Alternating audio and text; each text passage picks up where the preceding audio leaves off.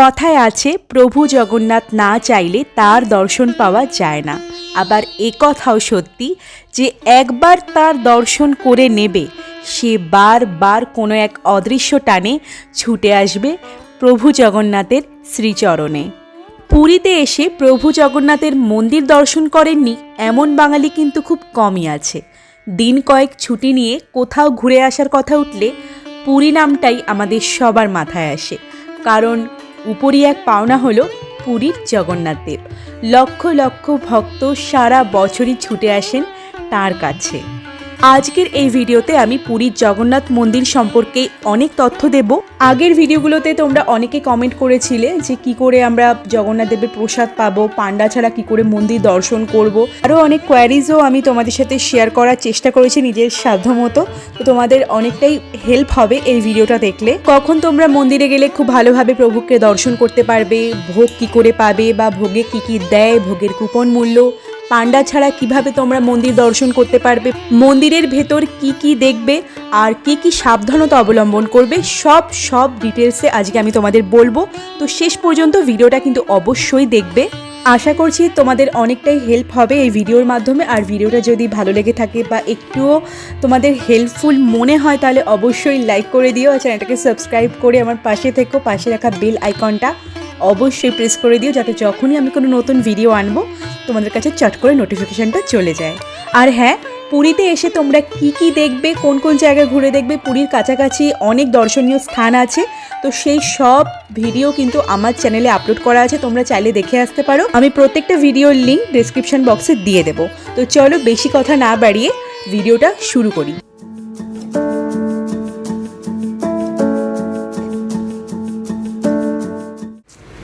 এখন হেঁটে যাচ্ছি হচ্ছে মন্দির। অটোতে যাব না, অটোতে গেলে গলাকাটা দাম নেয় দূর। আর এখান থেকে না অল্প একটুখানি মন্দিরটা, আমাদের হোটেলটা এমন জায়গা এখান থেকে পুরী বিচও বেশি না, আবার তোমার মন্দিরও বেশি দূর না। তো ভালো আমি হেঁটে হেঁটেই চলে যাই। আর মেঘও করেছে একটুখানি, বেশিক্ষণ না, হাঁটতে পৌঁছে যাবো। আর টোটোগুলো কি টোটো না, অটোগুলো এত গলাকাটা দাম নেয়, টোটোও তাই, মানে এখান থেকে একটুখানি 100 টাকা 200 টাকা নিয়ে নেবে। তো ভাবি চলো হেঁটেই চলো। তো চলো হেঁটে হেঁটে যাওয়া যাক। টোটো, অটো বা পায়ে হেঁটে তোমরা অনায়াসেই মন্দিরে আসতে পারো। আমরা যেমন পায়ে হেঁটেই মন্দিরে গেছিলাম। যারা মন্দিরে যেতে পছন্দ করো তারা সবসময় মন্দির বা সমুদ্র বিচের কাছাকাছি এরকম একটা জায়গায় হোটেল চুজ করবে। আর যারা পুরীর সমুদ্র বিচ পছন্দ করো তারা সমুদ্রের কাছাকাছি তো থাকতেই পারো। আমাদের হোটেলটা ছিল এমন জায়গায় যেখান থেকে তোমার পুরী সি বিচ একটুখানি দূরে আর মন্দিরটা তার থেকে আরেকটু দূরে। হোটেল থেকে মন্দিরে যেতে আমাদের সময় লেগেছিল পায়ে হেঁটে 10 মিনিট। হিন্দু বিশ্বাস মতে 4 ধামের মধ্যে অন্যতম হলো এই পুরীর জগন্নাথ মন্দির। এই মন্দিরের পরতে পরতে রয়েছে ইতিহাস, শিল্পকলা আর রহস্যের হাতছানি। প্রথমেই বলি পুরীর মন্দিরে কখন যাবে। সকাল থেকে সন্ধ্যা অবধি যে কোনো সময়ই তোমরা পুরীর মন্দিরে আসতে পারো, তবে আমার মতে দুপুর 2টো থেকে 3টের সময় আসলে তোমরা খুব ভালোভাবে মন্দিরের সব কিছু ঘুরে দেখতে পারবে, জগন্নাথ দেবের ভালোভাবে দর্শন করতে পারবে আর সাথে মন্দিরের ধ্বজা পরিবর্তন করাও দেখতে পারবে। এছাড়া তোমরা চাইলে কিন্তু 10টা থেকে 12টার মধ্যেও পুজো দিয়ে আসতে পারো। যদি একান্তই হাতে সময় না থাকে তবে দুপুরবেলায় ভিড়টা একটু কম থাকে, সকালের দিকে কিন্তু খুব ভিড় থাকে। এবার বলি পান্ডা ছাড়া কি করে পুজো দেবে বা প্রভুর দর্শন পাবে। পান্ডা ছাড়াও কিন্তু তোমরা পুজোর প্রসাদ পেতে পারো। সেই সব ডিটেলসে আমি তোমাদের বলার চেষ্টা করলাম এই ভিডিওর মাধ্যমে। তাও যদি কোথাও বুঝতে অসুবিধা হয় আমাকে কমেন্ট করে জানিও, আমি অবশ্যই তার রিপ্লাই দেব।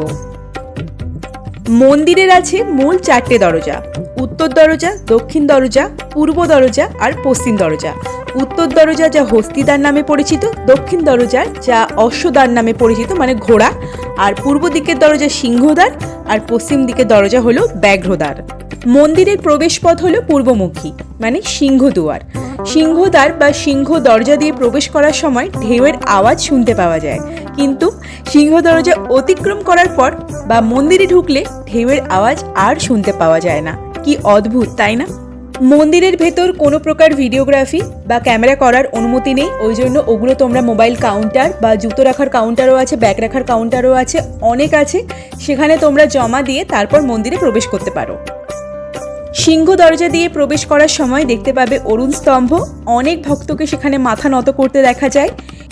এই স্তম্ভের কাছে দাঁড়ালে সেখান থেকে সরাসরি জগন্নাথ, বলরাম ও সুভদ্রার মূর্তি দেখতে পাওয়া যায়।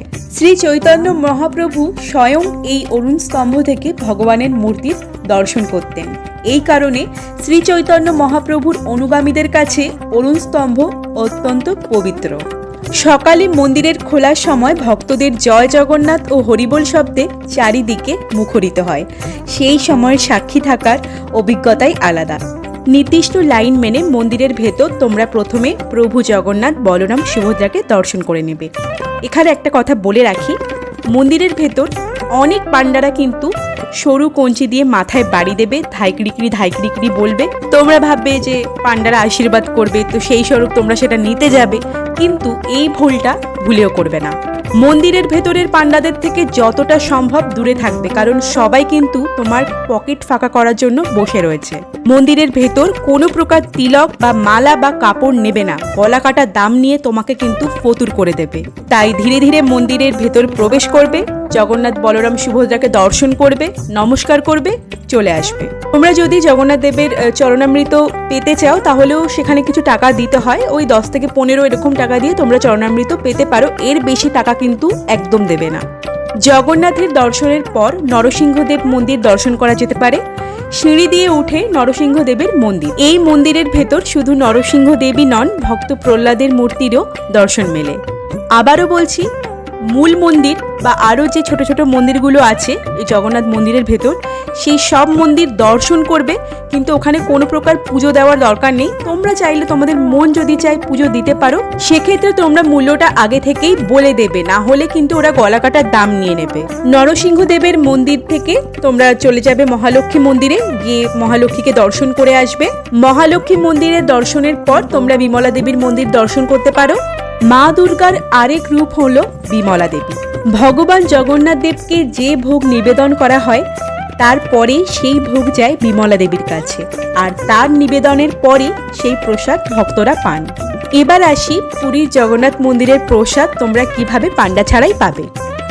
পুরাণ হিন্দু মতে বিশ্ব ব্রহ্মাণ্ডের প্রতিপালক ভগবান শ্রী বিষ্ণু ভারতের দক্ষিণে অবস্থিত রামেশ্বরমে স্নান করেন, উত্তরে অবস্থিত বদ্রীনাথে ধ্যান করেন, আর পূর্বে অবস্থিত পুরীতে অর্থাৎ এখানে আহার গ্রহণ করেন ও পশ্চিমে অবস্থিত দ্বারকায় অবসর যাপন করেন। তাই ভগবান শ্রী বিষ্ণুর উচ্ছিষ্ট আহার মহাপ্রসাদ ভক্ষণের অভিপ্রায় নিয়ে হিন্দুরা প্রাচীনকাল থেকেই জীবনে অন্তত একবার পুরীধামে যাওয়ার চেষ্টা করেন। মন্দির চত্বরের মধ্যেই রয়েছে রান্নাঘর, আর রান্নাঘরে একটি উনুনে একটা পাত্রের উপর আরেকটা পাত্র, এভাবে পর পর বিভিন্ন মাপের 9টি মাটির পাত্র বা নবচক্র বসানো থাকে। নিচের পাত্র থেকে ওঠা বাষ্পের ভাপে রান্না হয় ওপরের পাত্রটিতে থাকা খাদ্যবস্তু। রান্নার সময় খাদ্যবস্তুতে হাত দেওয়া হয় না বা নাড়াচাড়া করা হয় না। প্রত্যেকটি পাত্রে আলাদা আলাদা খাদ্যবস্তু রান্না করা হয়। মনে করা হয় দেবী লক্ষ্মী স্বয়ং রান্নার তদারকি করছেন। বিস্ময়করভাবে সবার আগে সবচেয়ে উপরে থাকা পাত্রটির রান্না শেষ হয়, তারপর আস্তে আস্তে নিচের থাকা পাত্রটির রান্না শেষ হয়, আর সব শেষে সুসিদ্ধ হয় উনুনের উপরে থাকা সবচেয়ে শেষ পাত্রটিতে থাকা খাদ্যবস্তু। কি আশ্চর্য, তাই না? বিজ্ঞান বা সায়েন্সের কি ব্যাখ্যা দেবে বলো তো? আসলে কোনো কোনো ঘটনার কোনো ব্যাখ্যাই হয় না। ভগবানের লীলার কাছে এই বিজ্ঞান কিছুই না। মহালক্ষ্মী নিজে রান্না করেন এই রোষাঘরে, বাকি সবাই তার সহকারী। তিনি রান্না করেন বলেই জগন্নাথ দেবের মহাপ্রসাদ এত সুস্বাদু।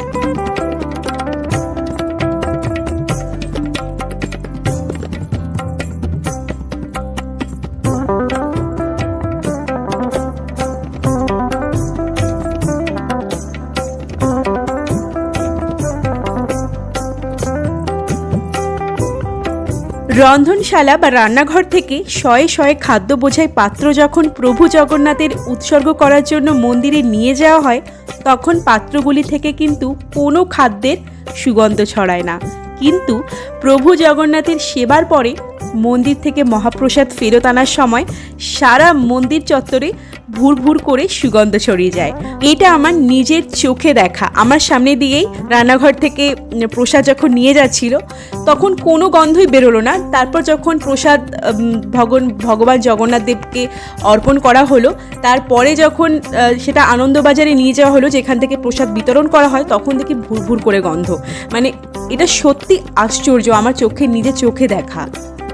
তো মন্দিরের উত্তর পূর্ব কোণে আছে পৃথিবীর বৃহত্তম খাবারের দোকান আনন্দবাজার, যার কথা আমি এক্ষুনি বললাম। জগন্নাথ দেবের রান্নাঘরে রান্না হওয়া মহাপ্রসাদ ভোগমণ্ডপ থেকে চলে আসে এই আনন্দবাজারে। দিনে লক্ষ লক্ষ টাকার মহাপ্রসাদ কিন্তু এখান থেকে বিক্রি হয়। জাতি ও বর্ণ নির্বিশেষে হাজার হাজার ভক্ত সেখানে একসাথে বসে মহাপ্রসাদ খান ও বাড়ি নিয়ে যান। বিভিন্ন দামের প্রসাদ রয়েছে, 60, 100, 150 বা তারও বেশি। তোমরা যদি চাও তো জগন্নাথ দেবকে ভোগ চড়াতে পারো, মানে ভোগ নিবেদন করতে পারো। সেক্ষেত্রে তোমরা মন্দিরের ভেতরে যেখান থেকে প্রসাদের কুপন সংগ্রহ করা হয় সেখানে গিয়ে কথা বলতে পারো। বিভিন্ন দামের আছে। জগন্নাথ, বলরাম, সুভদ্রা তিনজনকেও তোমরা ভোগ চড়াতে পারো বা আলাদা আলাদা করেও তোমরা ভোগ চড়াতে পারো। সেক্ষেত্রে ভোগের দাম বাড়বে বা কমবে। এছাড়া তোমরা নিজেদের নামে বা পরিবারের যে কারোর নামেও 12 মাসের পুজোর ব্যবস্থা করতে পারো। মানে সারা বছরই প্রত্যেকটা দিনই তোমাদের নামে পুজো হবে। সেক্ষেত্রে তোমরা কুপন কাটার ওই যে জায়গাটায় সেখানে তোমরা কথা বলে নেবে। খুব সম্ভবত, আমি ঠিক জানি না, 11 টাকা থেকে স্টার্ট।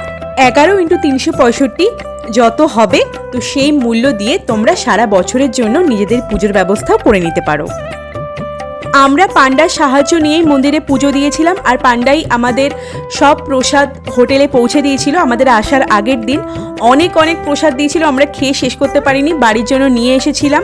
অনেকেই বলেন যে পান্ডারা অনেক অনেক দাম নেয়, কিন্তু আমাদের হোটেল থেকে যে পান্ডা এসেছিলেন আমাদেরকে হেল্প করার জন্য, সেই পান্ডা কিন্তু একদম অত বেশি দাম নেয়নি। বলেছিল যে তোমরা যা চাও তাই দেবে, কোনো প্রকার মূল্য নির্ধারণ করে দেয়নি যে এত টাকাই দিতে হবে। আমরা খুশি হয়ে তাকে দিয়েছিলাম, কারণ তিনি অনেক অনেক হেল্প করেছিলেন, অনেক প্রসাদ দিয়েছিলেন আমাদের, আর খুব ভালোভাবে মন্দির ঘুরিয়েছিলেন, মন্দিরের খুঁটিনাটি সব বলেছিলেন। তো তোমরা পুরী গিয়ে যদি পান্ডার হেল্প নিয়ে পুজো দিতে চাও তাহলে সেই পান্ডার ফোন নাম্বার আমি ডেসক্রিপশন বক্সে দিয়ে দেবো, তোমরা চাইলে যোগাযোগ করে যেতে পারো।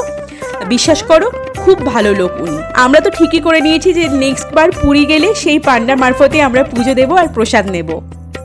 তবে আরেকটা কথা জানো কি, যে জগন্নাথ দেবের যে রান্না করা হয় জগন্নাথ দেবের উদ্দেশ্যে, তাতে কিন্তু পেঁপে, আলু, টমেটো, কাঁচা লঙ্কা ব্যবহার করা হয় না। মূলত দেশীয় সবজি যেমন রাঙা আলু, পটল, কাঁচকলা, কাঁকরোল এগুলো থাকে। তার ভোগে মূলত 2 রকমের ভোগ থাকে। ভাত, ডাল, তরকারি, খিচুড়ি জাতীয় রান্না করা খাবারকে শঙ্খুরি বলা হয়, আর খাজা, গজা, খই, মুরকি এইসব শুকনো খাবারকে শুকলি বলা হয়। এছাড়া থাকে নানান রকমের খিচুড়ি আর মিষ্টি তো থাকেই, আর বলরামের বিশেষ ভোগে থাকে ক্ষীর এবং মালপোয়া। সেই ভোগও কিন্তু আমরা পেয়েছি, আর এই সব তথ্য কিন্তু সেই পান্ডাই আমাদের দিয়েছেন, যেটা আমি তোমাদেরকে শেয়ার করছি, মানে তোমাদের সাথে শেয়ার করছি। এছাড়া তোমাদের হাতে যদি সময় থাকে তাহলে সাক্ষী গোপাল, ক্ষীরচোর গোপীনাথ মন্দির, কাঞ্চি গণেশের মন্দির দর্শন করতে পারো। মন্দিরের ভেতরে আনাচে ঘুরে দেখতে পাবে অনেক অনেক মন্দির আছে। বিকেলের দিকে মন্দির চাতালে বসে সময় কাটাতে পারো। ধ্বজা পরিবর্তন করা হয়, যেটা প্রত্যেক দিন করা হয়, সেটাও তোমরা দেখতে পারো। এছাড়া জগন্নাথ মন্দিরের আরেক আকর্ষণীয় বস্তু হলো কল্পবট। এর আরেক নাম ইচ্ছা পূরণকারী গাছ, যেটা অনেকেই জানো যারা পুরী গেছো। এটি একটি প্রাচীন বট গাছ। ভক্তদের কাছে এটি একটি অত্যন্ত পবিত্র গাছ। তবে ফণিতে এই গাছের একটু ক্ষয়ক্ষতি হয়েছে, যেটা আমি গিয়ে দেখতে পারলাম। এই কল্পবটের পাতাই শ্রীকৃষ্ণের বাল্য লীলা দেখতে পেয়েছিলেন ঋষি মার্কণ্ডেয়। ভক্তদের বিশ্বাস, শুদ্ধ মনে চাওয়া সব ইচ্ছা এই গাছ পূরণ করে। আমরা মন্দিরে ঢুকে 4 ঘন্টা মতন সময় কাটিয়ে সন্ধেবেলা বেরিয়ে পড়লাম মন্দির থেকে। মন্দির খুব ভালোভাবে আমরা ঘুরেছি, খুব ভালোভাবে ঘুরিয়েছেন সেই পান্ডা, যার কথা আমি বললাম। তো মন্দির থেকে বেরিয়ে হেঁটে হেঁটে চলে আসলাম হচ্ছে সমুদ্র বীচ। একটু কেনাকাটা করার ছিল, সেই কেনাকাটাটা করে এরপর সমুদ্র পাড়ে 2 ঘন্টা সময় কাটিয়ে তারপর ডিনার করে যাব হোটেলে ফিরে। তো আজকের এই ভিডিওটা তোমাদের একটু যদি ভালো লেগে থাকে বা হেল্পফুল মনে হয় তাহলে প্লিজ লাইক করে দিও, আর বন্ধু বান্ধব বা ফ্যামিলির সাথে শেয়ার করতে একদম ভুলো না, তাদেরও একটু হেল্প যাতে হয়। তো চলো আজকের মতো টাটা। আরও পুরীর ব্লগ আসবে 2-3টে। তো তো আমি এডিট করে দেওয়ার চেষ্টা করব। এই ভিডিওটা দিতে জানি একটু লেটই হয়েছে, আসলে আমার একদম শরীর ভালো ছিল না বলে আমি এডিট করতে পারছিলাম না, তাই একটু দেরি হয়েছে, প্লিজ ক্ষমা করে দিও। আর তাড়াতাড়ি ভিডিওগুলো আমি আনার চেষ্টা করব। পুরী রিলেটেড যে আরও 2-3টে ভিডিও আছে, খুবই হেল্পফুল হবে সেই ভিডিওগুলো তোমরা দেখো, তার জন্য আমার চ্যানেলটাকে সাবস্ক্রাইব করে রেখো। তাহলে চলো আজের মতো টাটা, দেখা হচ্ছে নতুন কোনো ভিডিও নিয়ে খুব তাড়াতাড়ি। ততদিন পর্যন্ত ভালো থেকো, সুস্থ থেকো আর নিজে যত্ন নিও। টাটা। এখন আমাদের মধ্যে ডিসাইড হচ্ছে উদয়গিরি খণ্ডগিরি যাবো কি না। গাড়ি করে মানে আমাদের প্ল্যানটা অ্যাকচুয়ালি ভুল হয়ে গেছে। প্রথমে আমরা চলে গেছি কোণার্ক, ওটা যদি বাসে করে যেতাম তাহলে সব জায়গাগুলো ঘুরিয়ে দিত। কেসটা হয়ে গেছে ট্রেনে করে যাবো ভেবেছিলাম। এবার ট্রেন এমনই যে যাওয়ার ট্রেন হচ্ছে দেরিতে, আসার কোনো ট্রেন নেই। তা ঠিক। এবার উদয়গিরি খণ্ডগিরি যাবো কি না সেই নিয়ে আমাদের এখন জল্পনা কল্পনা চলছে। মোস্ট প্রবাবলি উদয়গিরি খণ্ডগিরি যাওয়া হবে না। আর আমরা এর আগে 2-3বার গেছি, ভাবছি যে এইবারটা স্কিপ করি, আবার পরের বার যদি আসি তাহলে যাবো। তো sorry to say Udayagiri Khandagiri তোমাদের সাথে শেয়ার করতে পারবো না। তো তার জায়গায় আমরা দেখাবো তোমাদেরকে হচ্ছে গোল্ডেন বিচ। তোমরা যারা যাওনি তারা গোল্ডেন বিচ দেখতে পাবে। আর